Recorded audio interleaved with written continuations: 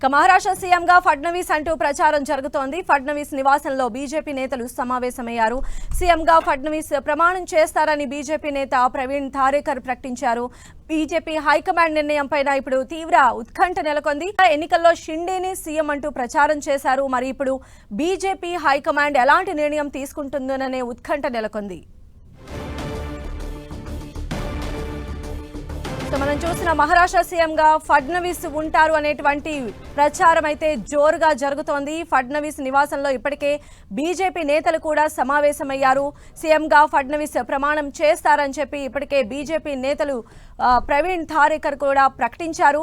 BJP high command నిర్ణయం పైన ఇప్పుడు తీవ్ర ఉత్కంఠ నెలకొని ఉంది.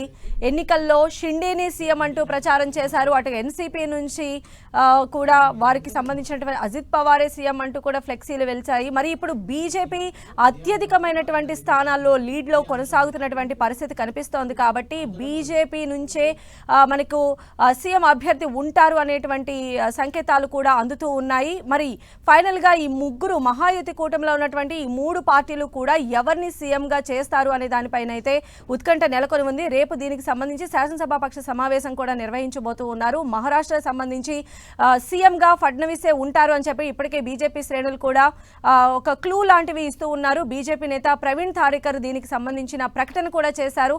మరోవైపు మహాయుతి కూటమిలో ఉన్నటువంటి మిగతా పార్టీలకు సంబంధించి కూడా ఎవరికి వారే సీఎం అభ్యర్థిగా ఉంటారు అంటూ కూడా వారి పార్టీకి సంబంధించినటువంటి నేతలు బాహాటంగానే చెప్తున్నటువంటి పరిస్థితి కనిపిస్తోంది. మరి ఈ నేపథ్యంలో రేపు జరగబోయే అంటే ఇప్పుడు ఆల్మోస్ట్ బీజేపీ అనేది సింగిల్ పార్టీగా ముందుకు దూసుకు వెళుతూ ఉంది. కూటమిలో భాగస్వామ్యమైనటువంటి శివసేన కావచ్చు, ఎన్సీపీ కావచ్చు, ఇవన్నీ కూడా లీడ్లో ఉన్నటువంటి పరిస్థితి ఉంది. బట్ వాటిని దాటి బీజేపీ తన మార్కును చూపిస్తుంది. కాబట్టి ఫైనల్గా బీజేపీ ప్రకటించేటువంటి సీఎం అభ్యర్థి ఫైనల్ అవుతారా, లేదంటే మూడు పార్టీ సంబంధించి రేపు జరిగే శాసనసభాపక్ష సమావేశం లేదని డెసిషన్ తీసుకుంటారా అనేది చూడాలి.